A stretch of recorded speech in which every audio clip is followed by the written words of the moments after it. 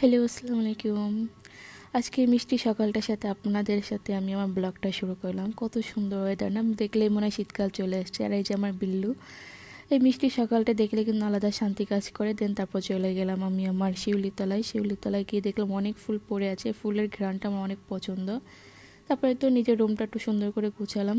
গুছানোর পর একটু লেবুর পানি খেয়ে নিলাম। তারপর আম্মু নাস্তা দিল, নাস্তাটাও করে নিলাম। আর আজকে দুপুরবেলা আম্মু কোনো কিছু রান্না করেন। আজকে হচ্ছে আমাদের পাশের ফ্ল্যাট থেকে আমাদের খাবার দিয়ে গেছে। ওইখানে হচ্ছে আজকে অনুষ্ঠান ছিল, তো আমরা আর ওইখানে যেয়ে খাইনি, আমাদের খাবারটা দিয়ে গিয়েছিল।